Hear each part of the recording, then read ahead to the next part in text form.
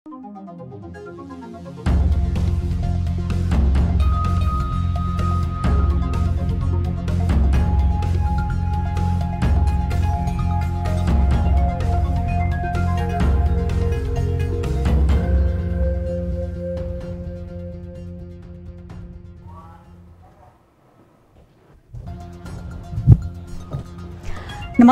यो हो news 24 television.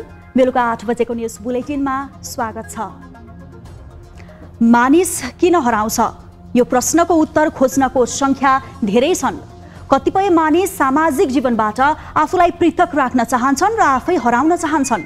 यो विषय मानिसको व्यक्तिगत स्वतन्त्रता समेत हो। तर नेपालमा मानिसहरू अनौठो शैलीमा हराउने गरेको तथ्य प्रहरीसँग छ। यसरी हराउनेमा बालबालिका मात्र छैनन्, किशोर किशोरी, युवादेखि प्रौढ र वृद्ध वृद्धासम्म रहेका छन्। उनीहरूमध्ये कतिपय घरायसी झगडाका कारण रिसाएर हिँड्ने र पछि फर्केर पनि आउँछन्। हराएका मध्ये आधा चाहिँ फर्किँदैनन्। मुख्य प्रश्न यही हो, ती कहाँ गए? प्रहरी पनि यो प्रश्नमा अनुत्तरित छ। मानव तस्करको सञ्जालले विश्वकै टाउको दुखाएको छ। हराएका मानिसको शरीरका अङ्ग तस्करी हुने सूचना सार्वजनिक भइसकेका छन्। नेपालमा हराएका मध्ये आधा नभेटिने गरेको तथ्याङ्क हुँदा यसमा प्रहरी थप सतर्क हुनुपर्ने हो। तर त्यस्तो हुन सकेकै छैन। मानव जीवनसँग जोडिएको यो गम्भीर विषयलाई अब पनि वास्ता गर्नु मनासिब होला? यो प्रश्न नागरिकलाई सुरक्षाको प्रत्याभूति दिलाउने जिम्मेवारी बोकेका निकायहरूलाई। यता राजनैतिक दलहरूको ध्यान अब निर्वाचन केन्द्रित हुने संकेत देखिएको छ। औपचारिक तयारी नभए पनि दलहरूले निर्वाचनमा गठबन्धन गर्ने कि नगर्ने भन्ने विषयमा खुलेर अभिव्यक्ति दिन सुरु गरेका छन्। निर्वाचनमा पार्टीको अवस्था हेरेर चुनावी तालमेल गर्नु विगतकै अभ्यास हो, तर यसको आधार के भन्ने प्रश्न सधैँ पेचिलो बन्ने गरेको छ।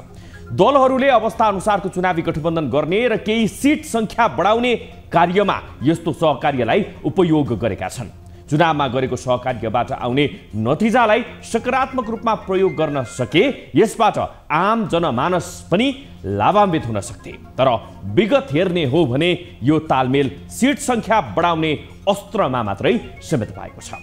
दलहरूले जसरी चुनाव जित्न एकै ठाउँमा उभिन्छन्, त्यसै गरी चुनावपछि विकास निर्माणको काममा पनि एकै ठाउँमा उभिए दलहरू मिल्नुको औचित्य पनि पुष्टि हुन्छ। अन्यथा केही दललाई पछि पार्न गरेको चुनावी तालमेल स्वार्थ पूर्तिको एउटा माध्यम भन्दा बढी केही हुनै सक्दैन। अब न्यूज बुलेटिनका हेडलाइन्स। निजामती सेवा ऐन यथाशीघ्र जारी गर्ने प्रधानमन्त्री देउवाको प्रतिबद्धता। राजनीतिक आस्थाका भरमा भेदभाव नगरी छरितो सेवा प्रवाह गर्न कर्मचारीलाई निर्देशन।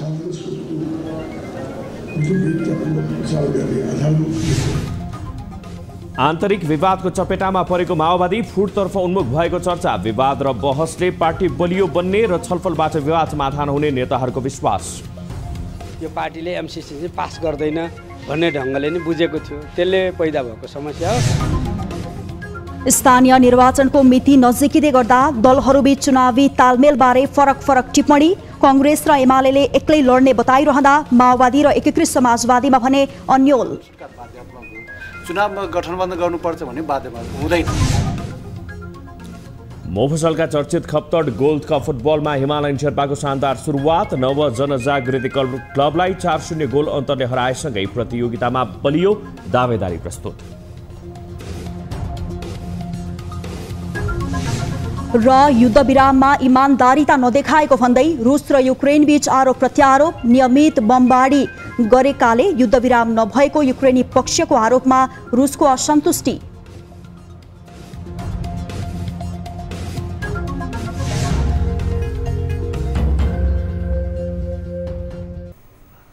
हामी निरन्तर न्यूजमा छौं। प्रधानमन्त्री शेरबहादुर देउवाले संघीय निजामती सेवा ऐनलाई यथाशीघ्र जारी गर्ने बताएका छन्। शनिबार काठमाडौँमा नेपाल निजामती कर्मचारी युनियनको 8औं महाधिवेशन उद्घाटन गर्दै प्रधानमन्त्री देउवाले कर्मचारीको समस्या समाधान गर्न सरकार प्रतिबद्ध रहेको भन्दै यसका लागि संघीय निजामती सेवा ऐन छिटै जारी गर्ने बताएका हुन्। उनले कर्मचारी समायोजनको क्रममा देखिएका समस्यालाई पनि समाधान गर्दै सेवा प्रवाहलाई थप प्रभावकारी बनाउन सरकार प्रतिबद्ध रहेको भनाइराखेका छन्। प्रधानमन्त्री देउवाले निजामती कर्मचारी राजनीतिक आस्थामा कुनै भेदभाव नगरी छिटो छरितो सेवा प्रवाह गर्नुपर्नेमा जोड दिएका छन्।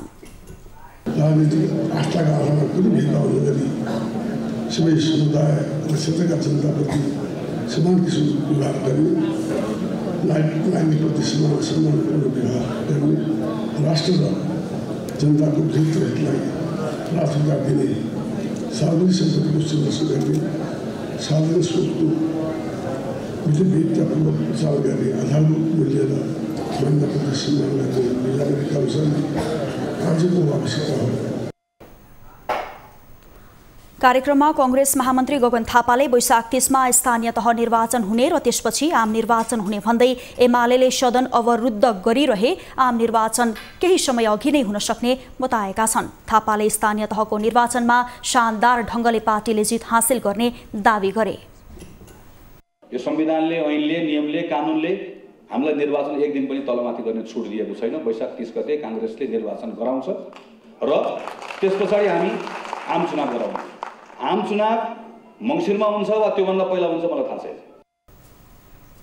कार्यक्रममा अन्य कांग्रेस नेताहरूले कांग्रेसले आफ्नै जोडबलमा चुनाव जित्ने भन्दै कसैको सहारा लिन आवश्यक नरहेको धारणा राखेका थिए। नेकपा एमालेका अध्यक्ष केपी शर्मा ओलीले प्रदेश 1 को नाम कोशी प्रदेश राख्नुपर्ने बताएका छन्। शनिबार झापाको बिर्तामोडमा प्रेस चौतारी प्रदेश 1 को पहिलो अधिवेशनलाई सम्बोधन गर्दै ओलीले मानव सभ्यता भन्दा अघिदेखि नै कोशी नदीको उत्पत्ति भएका कारण प्रदेश नम्बर 1 को नाम कोशी प्रदेश राख्नुपर्ने तर्क पेश गरे। ओलीले कोशी सभ्यता जस्तो साझा पहिचान अरू नभएको जिकिर गरेका छन्। देश विभाजन गर्नका लागि पहिचानका आधारमा संहिता बनाउन खोजे पनि विफल पारिएको उनको भनाइ छ। ओलीले जातीय पहिचानका आधारमा नामाङ्करण गरे प्रदेशको साझा पहिचान खुल्न नसक्ने दावी गरे। हरेक थरका पछाडि सभ्यता होला, हरेक थरका पछाडि इतिहास होला, हरेक जातका पछाडि इतिहास होला। एउटा किराँत भन्दा प्रदेश 1 नम्बर प्रदेश सबै झल्किन्छ। राजवंशी आउँछ किराँतभित्र, हिमाल आउँछ किराँतभित्र, अर्को आउँछ किराँतभित्र। त्यसकारण यो हामी एकजुट हुन सक्यौँ भने हामी सफलता प्राप्त गर्न सक्छौँ। पहिचान भनेर पहिचान त आफ्नो आफ्नो छँदैछ। मैले ओली लेखेको छु, कसले पहिचान?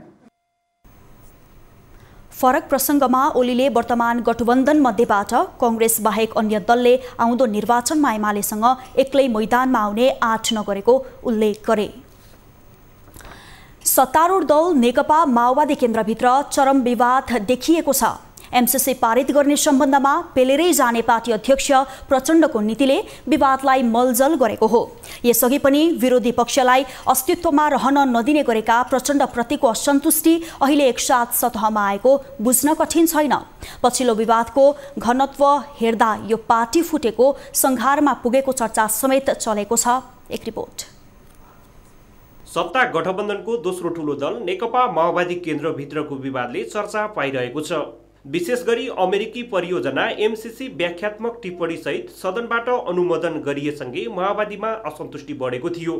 यथास्थितिमा एमसीसी पारित गर्न नहुने अडानमा रहेको माओवादी अकस्मात व्याख्यात्मक टिप्पणीको आडमा एमसीसीको समर्थन गर्न पुगेको थियो, जुन कदमको वरिष्ठ नेता नारायण काजी श्रेष्ठ लगायतका केही नेताहरूले विरोध गर्दै आएका छन्। यसको असर पार्टीको बैठकमा समेत परेको देख्न सकिन्छ। फलस्वरूप शुक्रबारदेखि सुरु भएको केन्द्रीय कमिटीको बैठक सरेको छ। पहिले पार्टीमा विवाद नरहेको बताउने नेताहरू पनि पार्टीभित्र असन्तुष्टि रहेको स्वीकार्न थालेका छन्। हाम्रो महाधिवेशनको स्पिरिटसँग यो मेल खान्छ कि खाँदैन भनेर स्वाभाविक ढङ्गले चाहिँ प्रश्न त उठेकै छ। देशभरि सबै नेता, कार्यकर्ता, समर्थकहरूलाई यो पार्टीले एमसीसी चाहिँ पास गर्दैन भन्ने ढङ्गले नै बुझेको थियो। त्यसले पैदा भएको समस्या हो। यो बिचमा अध्यक्षले एउटा पत्रकार सम्मेलन गरेर जे अभिव्यक्ति दिनुभयो त्यसले पनि चाहिँ बाहिरपट्टि हाम्रा अन्तर्विरोधहरू प्रकट भएका। पटक पटक पार्टीमा फुटको श्रृङ्खला बेहोरेको माओवादीमा फेरि पनि यही समस्या नदोरिएला भन्न सकिन्न। अझ पार्टी अध्यक्ष दाहालको पछिल्लो अभिव्यक्तिले विवादलाई थप मलजल गरेको छ। उक्त अभिव्यक्तिमा अध्यक्ष दाहालले असन्तुष्ट पक्षले पार्टी छोड्न सक्ने आशय व्यक्त गरेका थिए। सोही अभिव्यक्ति र एमसीसी अनुमोदनको विषयलाई लिएर पार्टीभित्र चरम असन्तुष्टि रहेको छ। तर अझै पनि केही नेता पार्टीमा बहस हुनु स्वाभाविक भएको भन्दै पार्टी फुटको सम्भावना नरहेको बताउँदै आएका छन्। यसखाले बहस र छलफलले पार्टी झन बलियो भन्ने उनीहरूको तर्क छ। विवादले जीवन दिन्छ। किनभने अधोगतिबाट बचाउने, पार्टीलाई अधोगतिबाट बचाउने भनेको टु लाइन स्ट्रगलै हो। तर अब दुई लाइनको रूपमा त देखा परेको छैन। त्यो कुरा त महाधिवेशनमा, मिटिङमा, सम्मेलनमा देखा पर्नुपर्ने। महाधिवेशनमा आवाजै आउँदैन। पार्टीभित्र विगतमा पनि थुप्रै विवाद भएको र त्यसको समाधान छलफलबाट निस्किएकाले विद्यमान विवादले पनि छलफलबाटै टुङ्गो लगाइने नेताहरू बताउँछन्। हाम्रो पार्टीभित्र चाहिँ भिन्न विचारहरू हुन्छ। यो एउटा मात्रै एजेन्डामा होइन, यो इस्युमा आज चाहिँ अलिकति भिन्न मतहरू आयो होला, अरू बेलामा पनि विभिन्न प्रकारका मतहरू हुन्छ। तर पार्टीभित्रै छलफल बहस गरेर यसको निष्कर्ष हामी दिन्छौँ। माओवादी पार्टी स्थापना भएदेखि नै टुटफुटको श्रृङ्खला चल्दै आएको छ। माओवादी पटक पटक फुट्नुमा विरोधी स्वरलाई दमन गर्ने नेतृत्वको नीति पनि कारक देखिन्छ। यो पटकको विवाद माओवादी नेतृत्वले कसरी हल गर्छ भन्ने विषयमा आम चासो बढिरहेको छ। न्युज 24 टेलिभिजनका लागि क्यामेरामा गोपाल पङ्गेनीका साथमा टिभी जर्नलिस्ट सरोज बस्यालको रिपोर्ट। संघीय संसद सचिवालयले आइतबार बस्न लागेको प्रतिनिधि सभाको बैठकको सम्भावित कार्यसूची सार्वजनिक गरेको छ। बैठकमा प्रधानमन्त्री शेरबहादुर देउवाले अख्तियार दुरुपयोग अनुसन्धान आयोगको 31औं वार्षिक प्रतिवेदन आर्थिक वर्ष 2077-78 पेश गर्ने सम्भावित कार्यसूची रहेको छ। प्रतिनिधि सभाको बैठक अघि बस्ने गरी कार्यव्यवस्था परामर्श समितिको बैठक पनि बोलाइएको छ। कार्यव्यवस्था परामर्श समितिको बैठकले थप कार्यसूची तय गर्ने जनाइएको छ। प्रमुख प्रतिपक्षी दल नेकपा एमाले लामो समयदेखि संसद अवरुद्ध गर्दै आएको छ। स्थानीय निर्वाचनको मिति नजिकिएसँगै चुनावी तालमेलको बहसले स्थान पाइरहेको छ। सत्ता गठबन्धनभित्र पेचिलो बनेको यो विषयले केही दलको टाउको दुखिरहेको छ। वर्तमान सरकारमा मिलेर बसेका दलहरू नै चुनावमा कसरी प्रस्तुत हुने भन्नेमा अन्योल हुँदा दलहरूको चुनावी तयारी समेत प्रभावित छ। एक रिपोर्ट। स्थानीय तहको निर्वाचन आउन अब झण्डै 2.5 महिना बाँकी छ। निर्वाचन आयोगले वैशाख 30 गते हुने स्थानीय तहको निर्वाचनको तयारी तीव्र पारेको छ।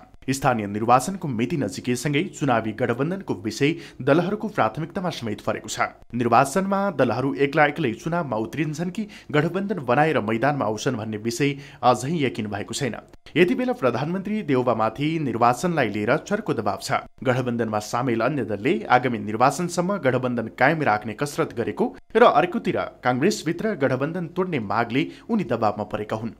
एमसीसी परियोजना पारित गर्न सघाएपछि नेकपा माओवादी केन्द्रका अध्यक्ष पुष्पकमल दाहाल प्रचण्ड र नेकपा एकीकृत समाजवादीका अध्यक्ष माधव कुमार नेपाल चुनावी गठबन्धन हुनेमा ढुक्क छन्। कांग्रेसभित्रको एउटा खेमा चुनावमा तालमेल गर्न नहुने भन्दै आएका छन्। नेपाली कांग्रेसका उपसभापति धनराज गुरुङ भने चुनावमा एक्लै लड्ने प्रश्न रहेकोले गठबन्धन आवश्यक नभएको बताउँछन्। कि आफ्नो एजेन्डा, आफ्नो नीति, कार्यक्रम लिएर जनताको बीचमा जाने प्रश्नै छैन। त्यसकारणले गर्दाखेरि अहिले चाहिने यो हाम्रो यो चाहिँ गठबन्धन बाध्यात्मक, गठबन्धन सरकार बाध्यात्मक हो। चुनावमा गठबन्धन गर्नुपर्छ भने बाध्यतात्मक हुँदैन। जहाँ जहाँ जुन परिस्थिति हुन्छ त्यही कथाले मागे अनुसार हामी अघि बढ्छौँ। यता गठबन्धनमा रहेका दलहरू नेकपा माओवादी केन्द्र र एकीकृत समाजवादी पार्टी भने सत्ताबाट सुरु भएको सहकार्य चुनावसम्म टिक्नुपर्नेमा प्रश्न छन्। गठबन्धन नहुँदा समस्यामा पर्ने आकलनले सहकार्यको विषयले प्राथमिकता पाएको बुझ्न कठिन छैन। पाँचदलीय गठबन्धनभित्रका दलहरू पनि मूलत त्यहाँको नेतृत्व मिलेर नै चुनावमा जानुपर्छ भन्ने पक्षमा रहेको स्थिति छ।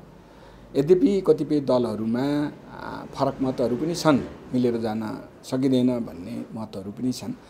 तर मलाई के लाग्छ भने ती मिलेर जान सकिँदैन भन्ने मतहरू भन्दा पनि मिलेर जानुपर्छ भन्ने मतहरू नै प्रभावकारी र आधिकारिक हुन्छन् र मिलेर नै चुनावमा गठबन्धन जान्छ भन्ने मलाई लाग्छ। गठबन्धनसँग चुनावी तालमेल गर्नेमा विश्वस्त रहेका माओवादीका अध्यक्ष प्रचण्डले आगामी निर्वाचनमा आफ्नो पार्टी दोस्रो बन्ने सन्देश कार्यकर्तामा आज दिइसकेका छन्। चुनावी जोड घटाउमा तालमेलले नतिजाको चित्र प्रष्ट पार्छ। तर अहिलेसम्म कस्तो गठबन्धन बन्छ भन्ने यकिन नभए पनि अबका केही दिनमा यसको टुङ्गो लाग्छ। त्यसपछि नै दलहरूको चुनावी रणनीतिहरू सतहमा आउनेछन्। न्युज 24 टेलिभिजनका लागि क्यामेरामा कान्छा डङ्गोलको साथमा टिभी जर्नलिस्ट राजन ढकालको रिपोर्ट। हामी निरन्तर न्युजमा छौं। नेपाली कांग्रेसका नेता डाक्टर शेखर कोइरालाले नेपाली कांग्रेस र कम्युनिस्टको विचारमा धेरै भिन्नता रहेकोले आगामी निर्वाचनमा गठबन्धन हुने सम्भावना नरहेको बताए। नेपाली कांग्रेस विराटनगर महानगर समितिले आयोजना गरेको कार्यक्रममा बोल्दै नेता कोइरालाले वर्तमान गठबन्धन आगामी निर्वाचनसम्मको लागि मात्रै भएको दावी पेश गरे। उनले वर्तमान गठबन्धन वाद्यात्मक परिस्थितिमा बनेकोले गठबन्धनले सधैँ निरन्तरता नपाउने भनाइ राखे। सिद्धान्त कम्युनिस्टहरुसित मिल्न सक्दैन, मिल्दैन। त्यसैले नेपाली कांग्रेस राष्ट्रियता, प्रजातन्त्र र समाजवाद जुन जननायक बिपी कोइरालाले हामीलाई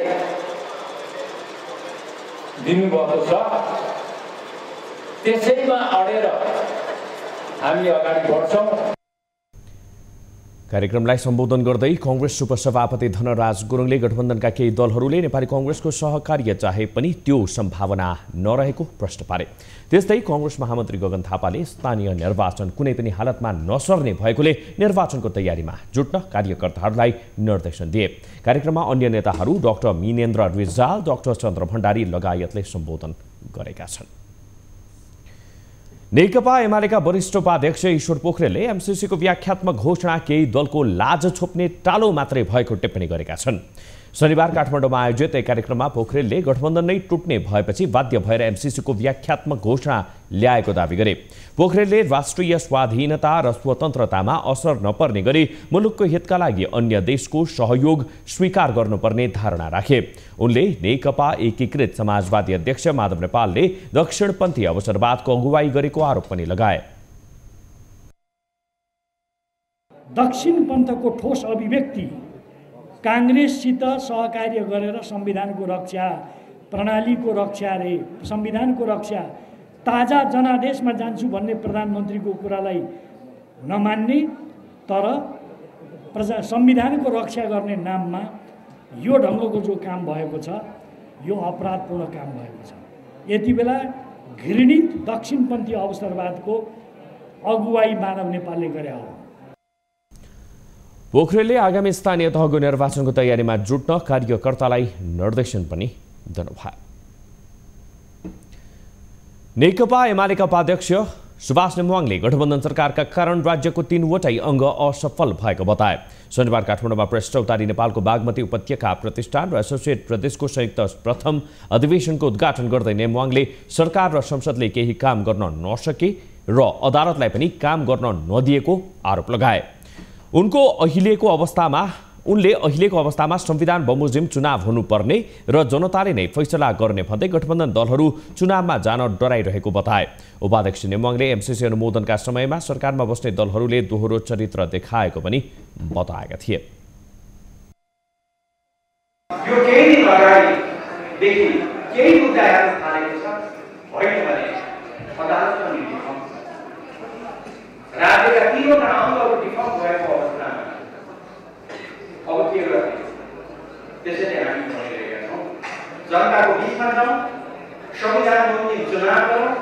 जनताले दुधका दुध, पानीको पानी गर्छन् तर साथीहरू जनतामा जान डराइरहेका।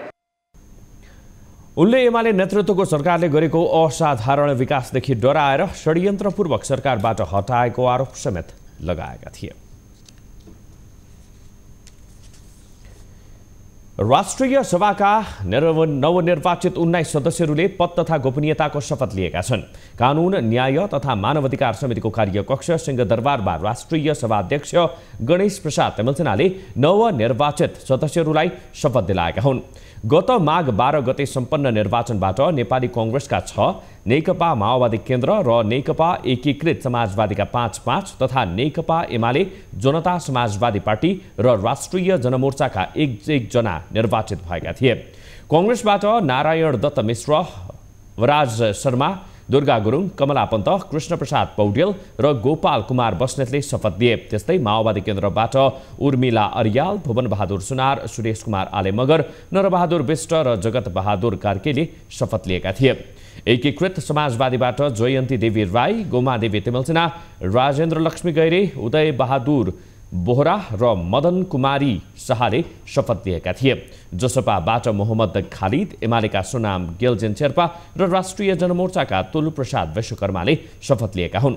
राष्ट्रपतिबाट मनोनित एक सांसदको नाम टुङ्गिन बाँकी छ। शपथपछि निर्वाचित सदस्यको कार्यकाल सुरु भएको छ। 4 वर्ष कार्यकाल सकेर राष्ट्रिय सभाका 20 सांसद हिजो विदा भएका छन्। विदा हुनेमा एमालेबाट परशुराम मेगी गुरुङ, अगम प्रसाद बान्तावा राई, कविता बोगटी, कोमल बोली, चक्र प्रसाद स्नेही, नयनकला औजार, रामलखन चमार र सुमन राज प्याकुरेल, कांग्रेसबाट राधेश्याम अधिकारी, दृगनारायण पाण्डे र तारा देवी भट्ट रहेका छन्। यस्तै माओवादी केन्द्रबाट दीनानाथ शर्मा, शशिकला दाहाल, खेमकुमार विक र जीवन बुढा, एकीकृत समाजवादीबाट उदया शर्मा पौडेल, ठगेन्द्र प्रसाद पुरी, शान्तिकुमारी अधिकारी जेसी र शेरबहादुर कुँवर र मन्त्री परिषदको सिफारिसमा राष्ट्रपतिबाट मनोनित रामनारायण बिडारीको कार्यकाल पनि सकिएको छ। राप्रपा नेपालका अध्यक्ष कमल थापाले सत्तारूढ दलको स्वार्थ परिपूर्ति गर्न प्रधान न्यायाधीशमाथि महाभियोग लगाइएको बताएका छन्। शनिबार पार्टी निकट राष्ट्रिय प्रजातान्त्रिक युवक संगठन नेपालको घोषणा सभामा अध्यक्ष थापाले एमसीसी पास गर्न र सभामुखमाथिको मुद्दा अघि नबढाउनकै लागि सत्तारूढ दलले प्रधान न्यायाधीशमाथि महाभियोग लगाइएको बताए। थापाले न्यायपालिकालाई शुद्धिकरण गर्ने मनसाय दलहरूको नरहेको तर्क गरे। लामो समयदेखि सदन अवरुद्ध हुँदा पनि दलहरू गम्भीर हुन नसकेको र लाज पचाएर तलब भत्ता बुझेको बताए। यस्तै थापाले एमसीसी संसदबाट पारित गराउने बेलामा नेपालमाथि शक्ति राष्ट्रहरूले दबाव दिएको दावी समेत गरे। एमसीसी को बहस र विवाद, एमसीसी ठीक थियो थिएन भन्ने कुरा भन्दा पनि त्यो बहस र विवाद विदेशी शक्तिहरूको रणनीतिक प्रतिस्पर्धाको कारणले गर्दा सिङ्गो नेपाल दुई ध्रुवमा बाँडिन पुग्यो। एक प्रकारले भन्यो भने नेपाली जनताकै बीचमा शीत युद्ध जस्तो कायम भयो। उनले राप्रपा नेपालको एजेन्डालाई स्थापित गर्न नयाँ शक्तिका साथ जनता माझ जाने बताएका छन्। नेकपा एमालेका स्थायी कमिटी सदस्य राजन भट्टराईले स्थानीय तहको निर्वाचनमा चुनावी तालमेल नहुने बताएका छन्। शनिबार काठमाडौँमा नेपाल सितेरियो कराते डो संघ गोलफुटा डोजोको कराते भवन उद्घाटनपछि सञ्चारकर्मीसँग कुराकानी गर्दै भट्टराईले यस अघिको निर्वाचनमा चुनाव अघिको तालमेल सफल हुन नसकेकोले स्थानीय तहको निर्वाचनमा चुनावी तालमेल गर्न नहुने धारणा राखेका हुन्। निर्वाचनमा आफ्नो दलले गरेको काम लिएर स्वस्थ प्रतिस्पर्धामा जानुपर्ने उनको भनाइ छ। यस्तै उनले निर्वाचनपछि भने दलहरूबीच तालमेल हुन सक्ने पनि बताएका छन्। राष्ट्र हितमा, राष्ट्रको अहितमा हुने जति पनि त्रुटिहरू भएका छन् त्यसलाई सच्याउँदै र मतलब चाहिँ हाम्रो राष्ट्रको हितमा, जनताको हितमा यसलाई प्रयोग गरेर अगाडि जाने कुरामा हामी लाग्नुपर्छ र त्यसमा रहेका कमी कमजोरीहरूलाई सच्याएर र टेबलमा बसेर अमेरिकासित पनि हामीले स्पष्ट रूपमा आफ्ना कुराहरू राखेर यो विषयमा नेपालको यस मामलामा असहमति छ, यो कुरामा हामी यसलाई यस हिसाबले जान चाहन्छौँ भन्ने जस्ता कुराहरू राखेर हामीले छलफल गरेर जानुपर्छ। त्यसअघि भवन उद्घाटन कार्यक्रममा भट्टराईले खेल क्षेत्रको विकासका लागि राज्य गम्भीर भएर लाग्नुपर्ने पनि बताएका थिए। नेपाल कम्युनिस्ट आन्दोलनलाई नयाँ मोड दिने झापा आन्दोलन भएको 49 वर्ष पुरा भएको छ। झापा विद्रोहमा चन्द्रगढी कारागारमा थुनिएका योद्धा रामनाथ दाहाल, नेत्र घिमिरे, कृष्ण कोइकेल, नारायण श्रेष्ठ र वीरेन राजवंशीलाई 2029 सालको फागुन 21 गते जेल सार्ने न्यूमा पञ्चायती शासकले इलामको सिमानामा पर्ने सुखानी जंगलमा गोली हानी हत्या गरेका थिए। त्यही दिनको सम्झनामा हरेक वर्ष फागुन 21 गते सुखानी शहीद स्मृति दिवस मनाउने गरिन्छ। सुखानी शहीद स्मृति दिवसका अवसरमा नेकपा एमालेका अध्यक्ष केपी शर्मा ओली सुखानी पुगेर शहीदको प्रतिमामा माल्यार्पण गरे। कम्युनिस्ट आन्दोलनलाई उचाइमा पुर्याउने झापा विद्रोहसँगै हत्या गरिएकालाई सरकारले 2072 साल फागुन 18 गते शहीद घोषणा गरेको थियो। न्युजहरू अझै बाँकी छन्। अब पालो लाइफ बोय हात धुने ब्रेकको।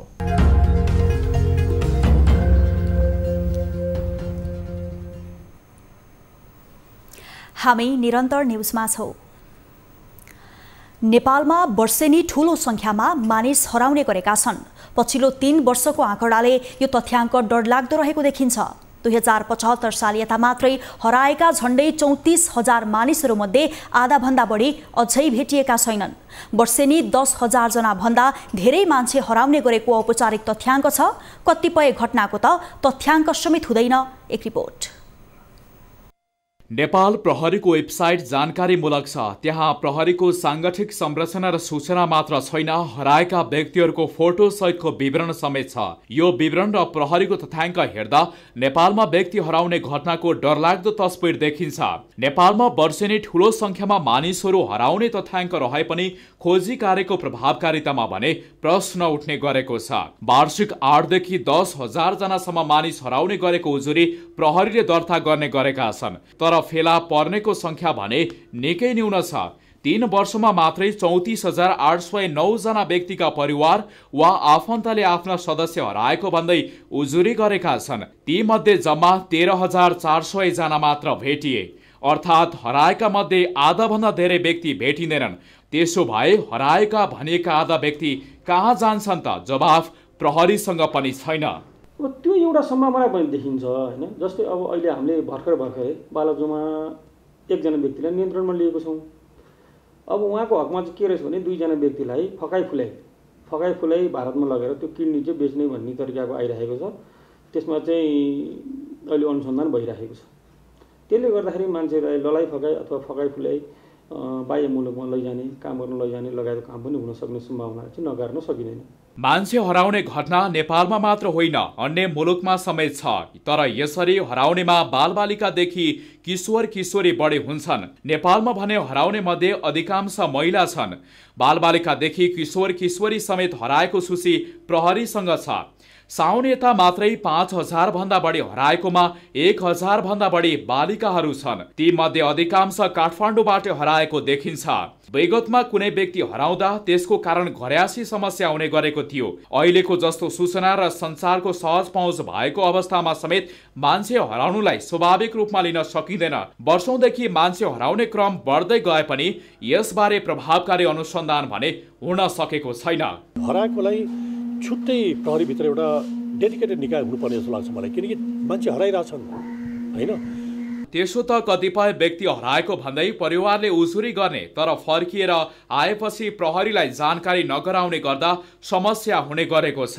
तर पनि अधिकांश घटनामा हराएकाहरू नफर्कने भएकाले यो विषय जटिलो बन्दै गएको हो। लामो समयदेखि ठूलो संख्यामा व्यक्तिहरू हराउनु, प्रहरीमा यसको उजुरी पुग्नु र अनुसन्धानको बलमा ती व्यक्ति नभेट्नुले अनेकौं प्रश्न उब्जाएको छ। यसमा एक त व्यक्तिको जीवनको सवाल छ, अर्कोतिर हराएकाहरू मानव तस्करको फन्दामा परेको आशंका समेत छ। यो विषय अति गम्भीर भएकाले यो अवस्थालाई सम्बोधन गर्न ठोस कदम चालिरहनु आवश्यक छ। यसका लागि राज्यका सबै संयन्त्र गम्भीर हुनु आवश्यक छ।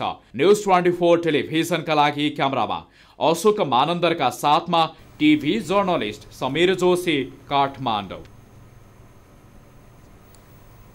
गृहमन्त्री बालकृष्ण खाँडले सरकारले सधैँ निजी क्षेत्रलाई साथ लिएर काम गर्ने बताएका छन्।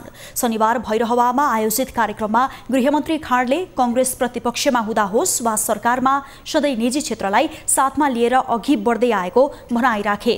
गृहमन्त्री खाँडले निजी क्षेत्रकै 8 भरोसाले अमेरिकी सहयोगको परियोजना एमसीसी संसदबाट पास गर्ने दृढता सरकारमा आएको बताएका छन्।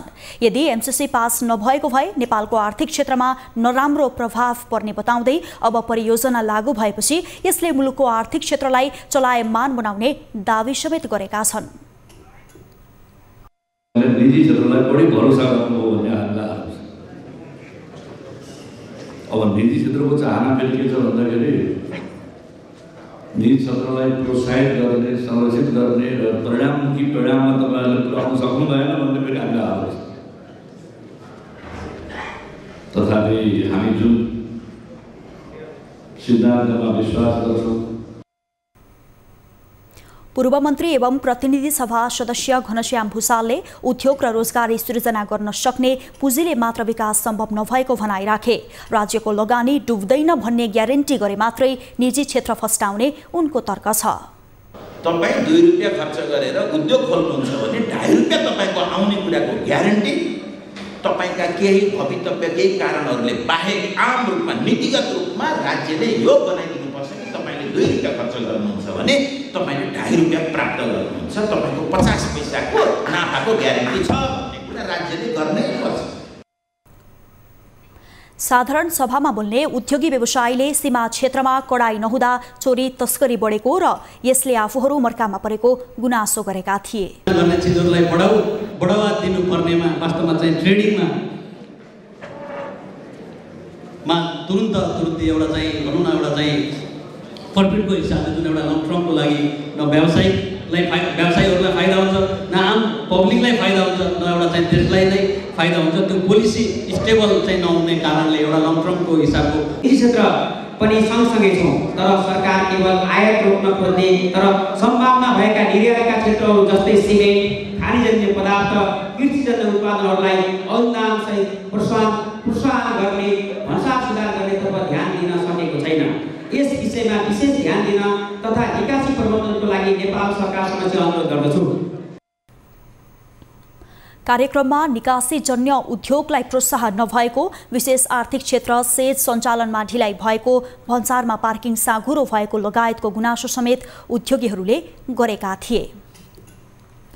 फेवाताल पर्यटकीय आकर्षणको केन्द्र हो। यहाँको सुन्दरता हेर्न आन्तरिक तथा बाह्य पर्यटकको ओइरो लाग्ने गरेको हुन्छ, तर पछिल्लो समय निजी व्यवसायको आडमा सो क्षेत्रलाई जथाभावी प्रयोग गर्ने र सरसफाइमा ध्यान नदिने प्रवृत्ति बढिरहेको हो, जसले पर्यटकलाई लक्षित गरेर बनाइएको पैदल मार्गमा यात्रा गर्नेलाई असहज बनेको छ भने फोहोरका कारण पर्यटकहरूमाझ नराम्रो सन्देश जाने अवस्था बनेको छ। एक रिपोर्ट। अद्भुत सुन्दर रहेको फेवाताल पोखराको मात्र नभई नेपालकै आकर्षक क्षेत्र हो। त्यहाँको सुन्दरतामा लट्ठ नपर्ने सायदै होलान्। प्राकृतिक सुन्दरताका कारण त्यहाँ आउने आन्तरिक तथा बाह्य पर्यटकको संख्या बढ्दो छ, तर हाल भने त्यहाँको प्राकृतिक सुन्दरता मानवीय त्रुटिको शिकार बन्ने खतरा बढेको छ।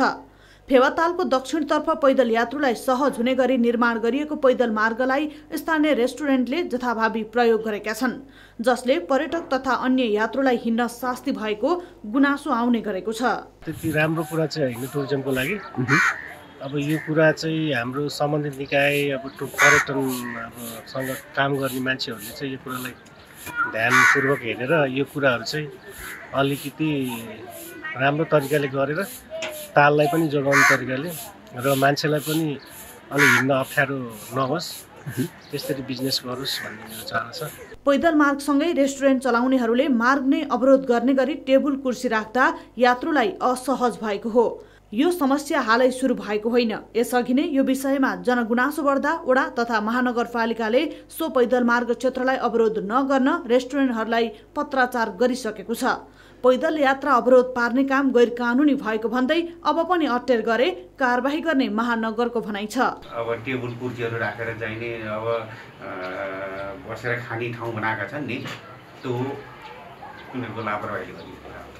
अब त्यसलाई चाहिने राख्न दिनु हुँदैन, हामी दिन्न हुँदैन। त्यति मात्र होइन, ताल नजिकै व्यवसाय गर्नेहरूले फोहोर व्यवस्थापनमा ध्यान नदिँदा फेवाताल क्षेत्र प्रदूषित समेत बनेको छ। पर्यटक आवत जावत गर्ने स्थानमै लुगा धुने तथा जताततै फोहोर गर्दा यसको नकारात्मक असर परिरहेको स्थानीयको भनाइ छ। हिँड्ने मान्छेलाई धेरै डिस्टर्ब गर्छ, यस्तो बाटोमा कुर्सी राख्दिन हुन्न, साइड लाएर राखिदिँदा राम्रो हुन्थ्यो। ताल क्षेत्रलाई सफा राख्ने भन्दै सो क्षेत्रमा डस्टबिनको समेत व्यवस्था गरिएको छ, तर पनि त्यहाँका होटेल तथा रेस्टुरेन्टको लापरवाहीका कारण फोहोर नियन्त्रण सफल हुन सकेको छैन। पैदल मार्गमा अवरोध भएको र फोहोर भएको भन्दै अब महानगरले यसबारे कडा कदम चाल्ने जनाएको छ। फुटट्र्याकमा बाटोमै ढलमाथि बसेर अस्थायी संरचना बनाएर व्यापार गर्नुभएको छ भन्ने कुराहरू अहिले आइरहेको छ।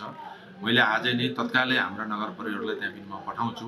र अर्को कुरा, सम्पूर्ण नगरवासीहरूलाई मेरो के अनुरोध छ भने कानुनले वञ्चित गरेका ठाउँहरूमा, कानुनले निषेध गरेका ठाउँहरूमा यहाँहरूले अस्थायी रूपमा चाहिँ यस्तो पेसा व्यवसाय नगर्दिन होला। फेवातालको सुन्दरताका कारण त्यहाँ पर्यटक आउने गरेका छन्, तर व्यवसाय गर्ने नाममा जथाभावी गर्दा यस्तो आकर्षण घट्न सक्छ। यस्तो गम्भीर विषयलाई अनदेखा गर्नु उपयुक्त हुँदैन। यसमा स्थानीयको मात्र होइन, व्यापारी तथा सम्बन्धित निकायको पनि ध्यान पुग्न आवश्यक छ। न्युज 24 टेलिभिजनका लागि कास्कीबाट क्यामेरामा सफल लम्सालको साथमा टिभी जर्नलिस्ट सुदीप पौडेलको रिपोर्ट। गण्डकी प्रदेशका मुख्यमन्त्री कृष्णचन्द्र नेपाली पोखरेलले मध्य प्रदेश र गण्डकी प्रदेशबीच समृद्धिका लागि विभिन्न क्षेत्रमा सहकार्यको आवश्यकता रहेको औल्याएका छन्। जनकपुर पोखरा विमान सेवा सुरु भएपछि पहिलो उडानमा मधेस भ्रमणमा जनकपुर आएका पोखरेलले सञ्चारकर्मीसँग कुरा गर्दै संघीयतालाई बलियो बनाउन प्रदेश बीचको सम्बन्धलाई बलियो बनाउनु पर्ने आवश्यकता रहेको बताएका हुन्।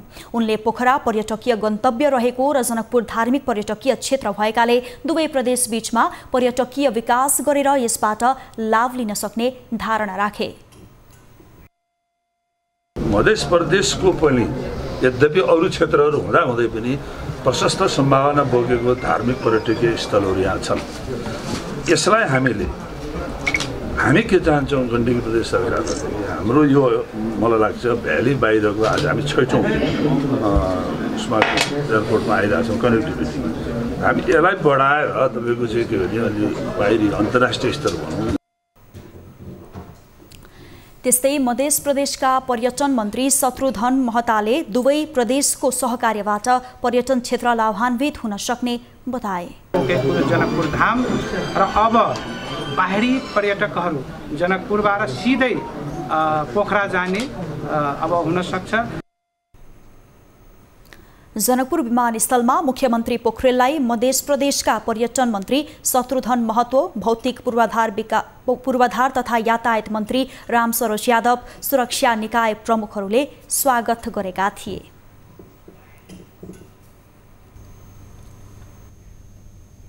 हामी निरन्तर न्युजमा छौं। कालीकोट तला गुफा नगरपालिका वडा नम्बर 3 का मिनी हमालको मृत्यु रहस्यमय बनेको छ। मृतक हमाल शुक्रबार राति नेपालगञ्जबाट गाडीमा सामान लिएर आउँदै गर्दा प्रहरी चेक जाँचमा परेका थिए। सुर्खेत स्थित चुब्बाकुना प्रहरी चेकपोस्टमा विवाद हुँदा प्रहरीले कुटपिट गरेको आफन्तको आरोप छ। चेक जाँचका क्रममा ड्राइभरको लाइसेन्स नभएकोले सो विवाद भएको उनीहरूको दाबी छ। कुटपिटपछि गाडीमै सुतेकै उनी बिहान बेहोस भएको र अस्पताल लैजाँदै गर्दा मृत्यु भएको बताइएको छ। मृतकको शरीरभर नीलडाम रहेको भन्दै आफन्तले प्रहरीको कुटाईबाट मृत्यु भएको आरोप लगाएका हुन्। उनीहरूले घटनाको छानबिन गरी दोषीमाथि कारबाही हुनुपर्ने र परिवारलाई उचित क्षतिपूर्ति दिनुपर्ने माग गर्दै प्रदर्शन समेत गरेका छन्। घटनाको छानबिन र जिल्ला प्रशासन कार्यालय सुर्खेतले सहायक प्रमुख जिल्ला अधिकारीको संयोजकत्वमा 3 सदस्यीय समिति गठन गरेको छ। शनिबार जिल्ला प्रशासन कार्यालयमा बसेको जिल्ला सुरक्षा समितिको बैठकले सहायक प्रजीय ईश्वरी प्रसाद पाण्डेको संयोजकत्वमा 3 सदस्यीय छानबिन समिति गठन गरेको हो। अब बिजनेस न्यूज। 24 बिजनेस का साथमा जगदम्बा सिमेन्ट, मेरो देश मेरो जगदम्बा सिमेन्ट, गुणस्तरीय प्रविधिको भरपर्दो नाम मार्बल, टोक्ला चिया, आफ्नै बगानको ताजा चिया, हिलटेक ग्यास गिजर, जापानिज टेक्नोलोजीले बनेको 3 वर्षीय वारेन्टी भएको बेस्ट ग्यास गिजर, सर्वोत्तम स्टिल।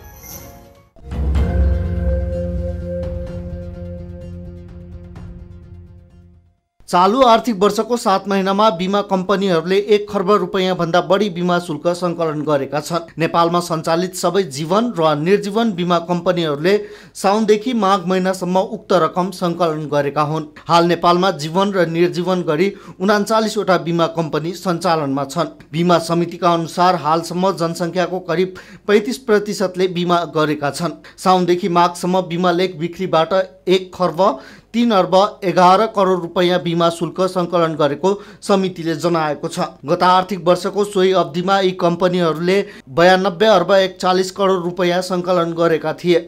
समितिका अनुसार बीमा कम्पनीहरूको सङ्कलनको गरेको बीमा शुल्क गत आर्थिक वर्षको सोही अवधिको तुलनामा 11.58% बढेको हो। गत आर्थिक वर्षको 7 महिनाको तुलनामा चालू आर्थिक वर्षको सोही अवधिमा निर्जीवन बीमा कम्पनीहरूको बीमा शुल्क सङ्कलन वृद्धि राम्रो देखिएको छ। गत आर्थिक वर्षको माघ महिनाको तुलनामा 20 निर्जीवन बीमा कम्पनीको बीमा शुल्क सङ्कलन चालू आर्थिक वर्षको सोही अवधिमा 22%ले वृद्धि भएको छ।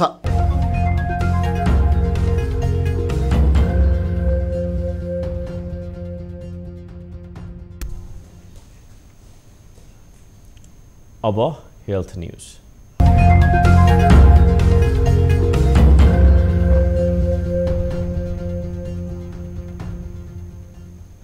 नेपालमा थप 91 जनामा कोरोना संक्रमण पुष्टि भएको छ। देशभर गरिएको 2662 पीसीआर परीक्षणका क्रममा 67 जना र 3558 एन्टिजेन परीक्षणका क्रममा 24 जनामा कोरोना संक्रमण पुष्टि भएको हो।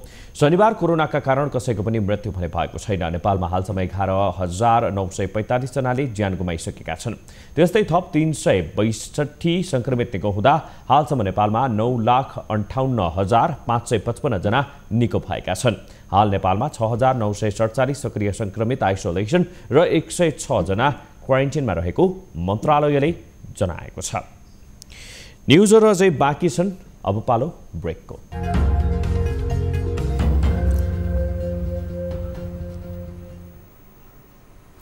हामी निरन्तर न्युजमा छौं। अब स्पोर्ट्स न्युज।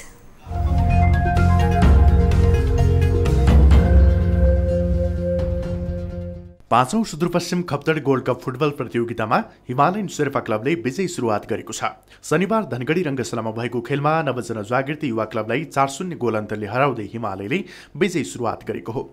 नवजनजागृतिमाथि हावी भएको खेलमा हिमालयले 31औं मिनेटमा विकास मेराग्लियाको गोलबाट अग्रता लियो। यस्तै खेलको 43औं मिनेटमा उसरेल सिबीले गोल गर्दै हिमालयलाई 2-0 को अग्रता दिलाए।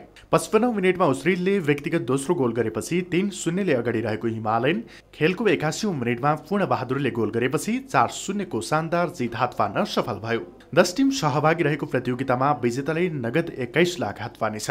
उपविजेता टोलीले 10 लाख नगद प्राप्त गर्नेछ। यस्तै प्रतियोगिताको सर्वोत्कृष्ट खेलाडीले मोटरसाइकल पाउनेछ भने उत्कृष्ट डिफेन्डर, फरवार्डर, गोलकिपर, सर्वाधिक गोलकर्ता, उदयमान खेलाडी, प्रशिक्षक र फेयर प्ले टिमले नगद 25-25 हजार प्राप्त गर्नेछन्। यस्तै प्रत्येक खेलको म्यान अफ द म्याचलाई 10,000 प्रदान गरिनेछ। अब 24 वेदर अपडेट।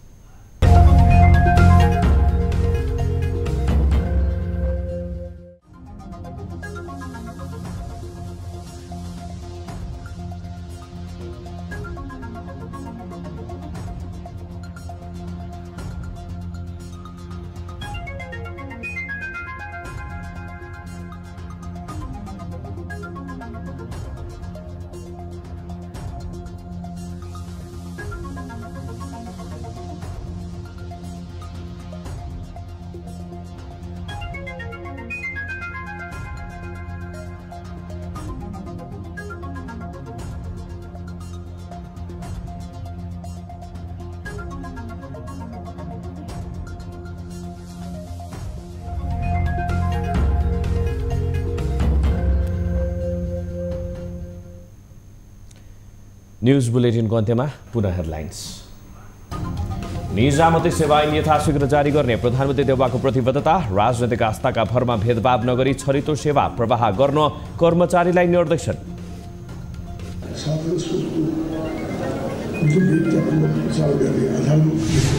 आन्तरिक विवादको चपेटामा परेको माओवादी फुटतर्फ उन्मुख भएको चर्चा। विवाद र बहसले पार्टी बलियो बन्ने र छलफलबाट विवाद समाधान हुने नेताहरूको विश्वास।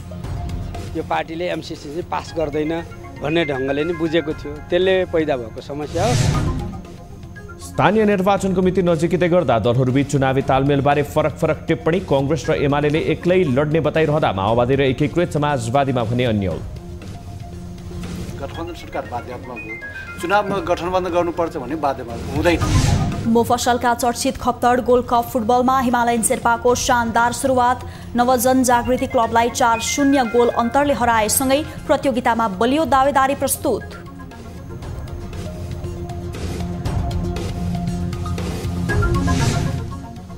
र युद्धविराममा इमानदारिता नदेखाएको भन्दै रुस र युक्रेन बीच आरोप प्रत्यारोप। नियमित बमबारी गरेकोले युद्धविराम नभएको युक्रेनी पक्षको आरोपमा रुसको असन्तुष्टि।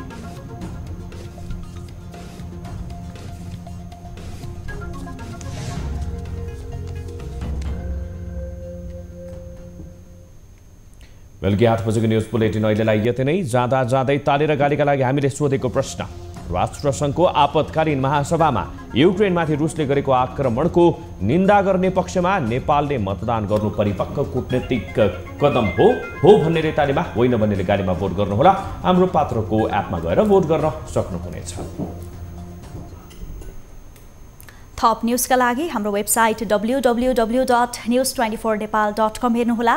साथै हामीलाई फेसबुक, ट्विटर र युट्युबमा पनि फलो गर्न सक्नुहुनेछ। यस्तै मोबाइल भाइबर र इमेलबाट 24 हेल्पडेस्कमा समस्या र गुनासो गर्न सक्नुहुनेछ। अहिलेलाई बिदा दिनुहोस्, हामी निरन्तर न्युजमा छौँ। नमस्ते।